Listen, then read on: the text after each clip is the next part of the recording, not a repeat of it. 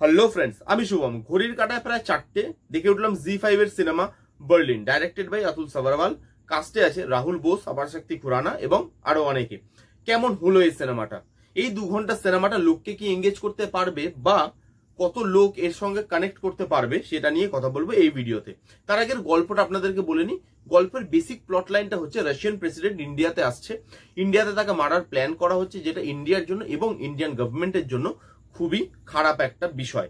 এবার Indian government এবং ইন্ডিয়ার যে সিক্রেট এজেন্সিজ আছে তারা কিভাবে জিনিসটাকে ঠেকায় এবং ইন্ডিয়াকে লজ্জার হাত থেকে বার করে, সেই নিয়েই এই সিনেমাটা হতে চলেছে।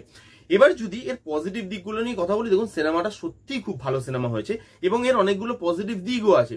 কিন্তু এই সিনেমাটা কতটা লোকের কাছে গিয়ে পৌঁছাবে বা কতটা অডিয়েন্সকে এই সিনেমাটা এঙ্গেজ করতে পারবে সেটা নিয়ে কিন্তু আমার যথেষ্ট প্রশ্ন আছে। সেটা কেন, সেটা আমি নেগেটিভ দিকে যখন কথা বলবো তখন আমি বলবো। তার আগে যদি পজিটিভ দিক নিয়ে কথা বলে নি, এখানে ফার্স্ট যেটা পজিটিভ দিক, এর ট্রিটমেন্ট। এরকম ধরনের র ট্রিটমেন্ট ইন্ডিয়ান সিনেমাতে খুব কম দেখা যায় বা ইন্ডিয়ান কন্টেন্টে খুব কম দেখা যায়। এই সিনেমাটা এতটাই র। এবার র মানে আপনি কি ভাবছেন যে মারামারি, কাটাকাটি, রক্তারক্তি আছে? না, তা কিন্তু একদমই না। র মানে এই ট্রিটমেন্টটা র। আমরা সবসময় দেখে এসেছি আমাদের ইন্ডিয়ান যে এজেন্সি যাদের, তারা এজেন্টদেরকে টাইগার বা পাঠানের মতো করে একটা শেপ দিয়ে প্রেজেন্ট করে সিনেমাতে।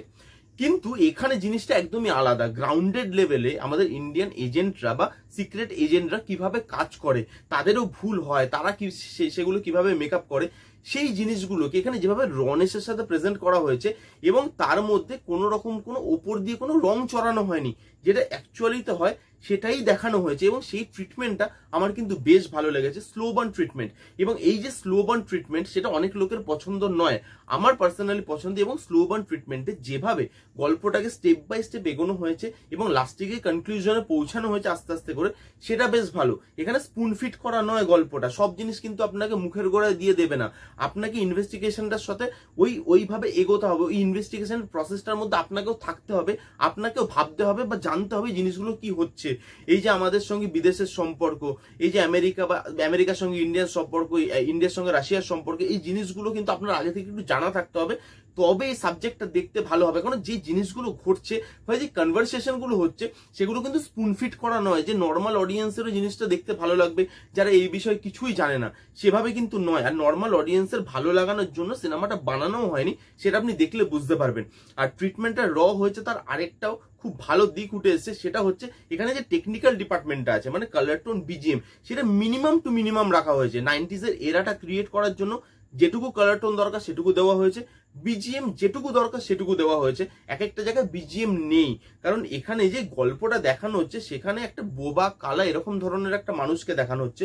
এবং সে যখন শুনছে বা সে যখন দেখছে, মানে সে তো শুনতে পায় না, সে যখন দেখছে বা তার চারপাশে যখন জিনিসপত্র হচ্ছে, তখন পুরো ওই ব্যাকগ্রাউন্ড মিউজিক ব্ল্যাঙ্ক হয়ে যাচ্ছে। তো সেখানে বিজিএম এর কাজও খুব ভালো, খুব কম বিজিএম এর ইউজ করা হয়েছে, মেনলি কনভারসেশন দিয়ে বার করা হয়েছে।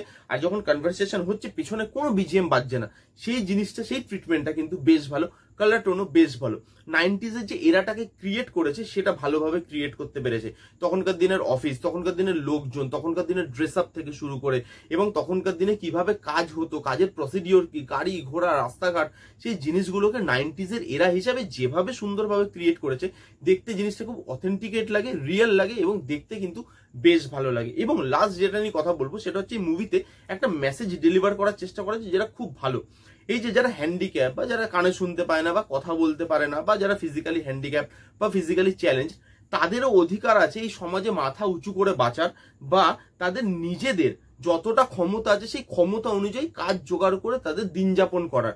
তারা কিন্তু কারোর দয়াতে থাকতে চায় না বা কারোর, আমাদের নর্মাল মানুষদের অধিকার নেই তাদেরকে আমরা দয়ার চোখে দেখি। তাদের নিজের কিছু পাওয়ার আছে এবং সেই পাওয়ার দিয়ে তারা খেতে পারে। সেই জিনিসটা যেভাবে দেখানো হয়েছে এবং লাস্টে গিয়ে যেভাবে জিনিসটাকে শেষ করা হয়েছে, সেটা কিন্তু সত্যি খুব ভালো। তার সঙ্গে সিনেমার পারফরমেন্সেস, যেটা এই সিনেমার অন্যতম বড় ব্যাকবোন।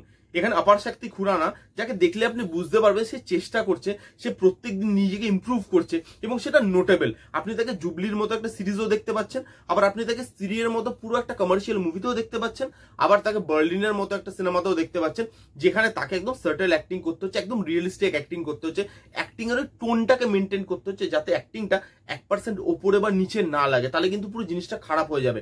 এবং এই অ্যাক্টরটা যেভাবে রোলটাকে প্লে করেছে সেটা জাস্ট আউটস্ট্যান্ডিং, খুব রিয়েলিস্টিক, খুব সাটেল এবং তাকে দেখতে অসাধারণ লেগেছে, তাকে খুব ভালোভাবে ইউজ করা হয়েছে এবং আমি চাইবো বলিউড যাতে এর পরে আরো ভালো ভালো এক্সপেরিমেন্টাল রোল তাকে দেয়, তাকে ইন ফিউচার আমি আরো ভালো ভালো কাজে দেখতে চাই। এই অ্যাক্টরটা যাতে নষ্ট না হয় রাহুল বোসের মতো। এখানে রাহুল বোসও আছে যে খুব আন্ডাররেটেড অ্যাক্টর, তাকে ইউজ করা হয় না খুব একটা, বাট সে খুব বড় মাপের একজন অ্যাক্টর এবং এখানেও সে কিন্তু খুব ভালো সাপোর্ট করেছে অপার শক্তি খুরানাকে এবং এই দুজনকে সাপোর্টিং কাস্ট খুব ভালো সাপোর্ট করেছে। সো পারফরমেন্সেস আপনি এই সিনেমাতে দুর্দান্ত দেখতে পেতে চলেছেন। এই ছিল মোটামুটি পজিটিভ দিক। এবার যদি নেগেটিভ দিকে মুভ করি, দুটো জিনিস আমার নেগেটিভ লেগেছে। ফার্স্ট হচ্ছে ট্রিটমেন্ট। এবার ট্রিটমেন্ট আমি পজিটিভ দিকে আলোচনা করেছি, তার ইম্প্যাক্ট কিন্তু নেগেটিভ দিকেও পড়ে। এবার এই সাবজেক্টটা খুব ভালো এবং আমি চাইছিলাম যে সাবজেক্টটা বেশি লোকের কাছে পৌঁছাক, কিন্তু এই সাবজেক্টটা কত বেশি লোকের কাছে পৌঁছাবে সেটা নিয়ে কিন্তু যথেষ্ট সন্দেহ আছে। কারণ হচ্ছে এর ট্রিটমেন্ট, এই যে স্লো বার্ন ট্রিটমেন্ট, তার মধ্যে কোনো মশলাপাতি নেই, খুব রিয়েলিস্টিক জিনিসপত্র দেখানো হচ্ছে, ফাস্ট পেস জিনিসগুলো এগোচ্ছে না, এন্টারটেনমেন্ট ভ্যালু খুব কম। এই জিনিসগুলো লোক কতটা নিতে পারবে বা কতটা লোক এরকম ধরনের কন্টেন্ট দেখার জন্য হ্যাবিচুয়েটেড আছে আজকের দিনে, সেটা নিয়ে কিন্তু আমার যথেষ্ট সন্দেহ আছে। তার মধ্যে এটা দেখতে গেলে আপনাকে একটু শিক্ষিত অডিয়েন্স হতে হবে। তারা যেগুলো নিয়ে কথা বলছে, এই যে ইনভেস্টিগেশন প্রসেসটা, সেটার সঙ্গে গো থ্রু করতে গেলে আপনাকেও কিন্তু সেই জিনিসগুলো সম্বন্ধে একটু জ্ঞান থাকতে হবে, যেটা আমি আগে বললাম। তো সেই জিনিসগুলো সম্বন্ধে যদি জ্ঞান না থাকে, ইন্ডিয়ান পলিটিক্স বা ইন্ডিয়ান যে সিক্রেট এজেন্সিস, এই জিনিসগুলো সম্বন্ধে যদি আপনার জ্ঞান না থাকে, তাহলে কিন্তু সিরিজ মানে সিনেমাটা আপনাকে খুব একটা এঙ্গেজ ফিল করাতে পারবে না। এবং আমি দেখলাম যেটা, বা দেখে আমার মনে হলো যে এখানে মেকার্সের ইচ্ছা করেই এই ট্রিটমেন্টটা নিয়েছে এবং তারা চেয়েছে যে যেই জিনিসটা অ্যাকচুয়ালিতে যেরকম সেটাকে সেভাবেই আমি প্রেজেন্ট করব। অডিয়েন্সের কথা মাথায় রেখে বেকার মশলাপাতি বা বেকার রং আমি এর মধ্যে চড়াবো না। এবং আরেকটা নেগেটিভ দিক আছে, সেটা হচ্ছে ইমোশনগুলো খুব একটা ভালোভাবে ওয়ার্ক করে না। এখানে একটা ছেলে আর একটা মেয়ের ইমোশন দেখানো হয়েছে, অপার শক্তি খুরানার সঙ্গে একটা ছেলের ইমোশন দেখানো হয়েছে। সেই ইমোশনগুলো আমার মনে হচ্ছে একটু কাঁচা থেকে গেছে এবং ইমোশনগুলো লাস্ট অব দিকে আপনার সঙ্গে কোথাও কানেক্ট করে না। তো এখানে ইমোশনালি এই সিনেমাটা আপনাকে খুব একটা যে টাচ করবে না সেটা আমি বলতে পারি, আমাকে খুব একটা করেনি। ইমোশনের পার্টগুলো আরেকটু ভালোভাবে বিল্ড আপ হলে দেখতে আরো বেশি ভালো লাগতো। এই ছিল বার্লিন সিনেমার পজিটিভ দিক, নেগেটিভ দিক। আমার সিনেমাটা দুর্দান্ত লেগেছে, এক্সপেরিমেন্টাল সিনেমা, একটু আলাদা ধরনের সিনেমা। আপনি পেশেন্টলি বসে দেখুন, আপনার কিন্তু সিনেমাটা ভালো লাগবে এবং আমি সবাইকে বলবো যে সিনেমাটা একটু দেখুন, তাহলে আপনার একটু টেস্টটা বদলাবে। বা আপনার যদি এটা টেস্ট নাও হয়ে থাকে, তাহলেও কিন্তু আপনার এই মুভিটা ভালো লাগলেও লাগতে পারে।